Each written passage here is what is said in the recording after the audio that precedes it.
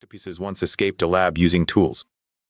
It was 1973, a crisp autumn day on the rugged western coast of Scotland, where the sea hissed against the cliffs and the wind carried a sharp tang of brine. The marine research facility, perched on the edge of a small fishing village, was modest, its concrete walls stained with salt, windows fogged by the constant spray, and the low, steady hum of filtration pumps filling the air like a distant tide.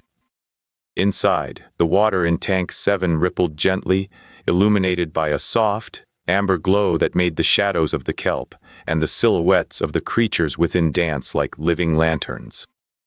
Dr. Evelyn Carter, a 32-year-old marine biologist with hair perpetually pulled back in a loose bun, had spent countless hours peering through glass at cephalopods.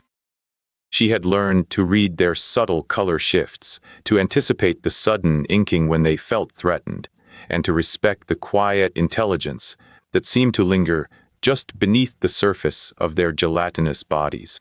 Most of the octopuses she studied kept to themselves, curling into rock crevices or slipping away into darkness. But one particular individual, later identified only as Subject 7, behaved in a way that made her heart race. It began with a simple glass jar perched on the tank's edge, its metal lid screwed tightly shut, and a live crab inside, wriggling nervously. The octopus stared at the jar, its large, curious eyes tracking the crab's frantic movements. Evelyn watched, breath shallow, as the creature extended a tentacle not toward the crab, but toward the lid itself. It seemed to be feeling the weight, testing the resistance, as if it understood that the barrier was not merely physical, but a puzzle. In a series of deliberate motions, the octopus lifted 3 small plastic blocks that had been placed nearby for enrichment. One by one, it stacked them, creating a makeshift staircase. The water swirled around its body as it climbed, each movement deliberate, each suction cup adhering with a faint, wet pop. Reaching the top, it nudged the jar with a precise flick of its arm, the lid wobbling ever so slightly. Then, with a surprising twist of its dexterous suckers, it began to turn the lid counterclockwise. The metal threads gave way, and the lid slipped off, spilling the crab into the water. The octopus snatched the prey in a flash, its beak snapping shut, and then, almost ceremoniously, it let the empty jar tumble back into the tank, where it floated like a ghostly relic. Evelyn's goggles fogged over as the scene unfolded, the cold water on the glass tingling against her skin. She hit the record button, rewound the footage, and played it again, half expecting a trick of light. The same sequence repeated, every detail identical, the stacking, the unscrewing, the consumption. Over the next week, she captured 6 such escapes, each one a little more confident than the last, each one a testament to an intellect that refused to be confined. The next breakthrough came in Tank 9, where the lid was secured with a small padlock, a precaution taken by the lab's engineers to prevent accidental openings. The octopus, now seemingly aware of the lock's purpose, observed the metal clasp with a patient intensity. It reached out with a slender, flexible arm, plucked a loose copper wire from the tank's frame, and began to bend it with patient, almost artistic precision. The wire twisted and curled, forming a crude hook that the octopus used to lever the lock open. With a soft click, the lid rose, and the creature slipped out, disappearing into the shadowed corners of the tank before anyone could intervene. Evelyn filmed each moment, her camera capturing the eerie silence of the lab, punctuated only by the soft bubbling of the water and the occasional distant gull cry. She compiled the footage, wrote detailed notes on the octopus's problem-solving strategies, and sent her findings to several scientific journals. The responses were polite but dismissive, anecdotal, not reproducible, insufficient controls. The reviewers praised her meticulous observation, but warned that the claim's tool use, intentional problem-solving, bordered on sensationalism. The truth, however, was undeniable. The octopus had demonstrated not only the ability to manipulate objects, but also an understanding of cause and effect, a rudimentary form of foresight. If an animal could use tools, it implied a level of cognition that challenged the prevailing hierarchy of intelligence. And if cognition could be cultivated, what doors might open for other species? The implications stretched beyond marine biology. They touched philosophy, ethics, and even national security. 3 weeks after the last recorded escape, a black sedan rolled up the gravel drive to the lab.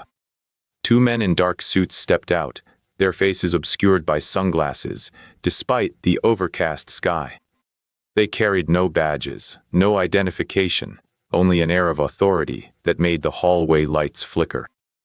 They asked for Dr. Carter, and when she appeared, they escorted her to a small, windowless room that smelled faintly of disinfectant. Inside, a single table held a laptop, a stack of printed frames, and a thick envelope. The men pressed the footage onto the screen, the jar, the lock, the steady climb. The room seemed to shrink as the images played, each frame a reminder of the creature's quiet defiance. One of the men leaned forward, his voice low. "This changes everything." He paused, letting the weight of his words settle like sediment in water. Evelyn demanded answers. The men offered none, only a document, a non-disclosure agreement stamped with a seal she had never seen. The paper read, in stark black type, "Classified. Eyes only. Sign or forfeit career." The clause was a blunt threat, a reminder that the lab's funding, her reputation, even her future in science hinged on compliance. She signed. The next morning, the lab's inventory was erased. The tanks were drained, the filters dismantled, the glass jars removed. The octopuses, now a handful of unmarked specimens, were transferred to an unknown facility or, perhaps, released back into the wild, as the administration claimed. Evelyn's hard drive, once brimming with hours of video, was wiped clean, the data replaced by a single, blank screen. The physical evidence of the escapes evaporated like mist on a cold morning. Only one fragment survived, a brief, declassified memo dated 2012, discovered by a curious archivist on a public government portal.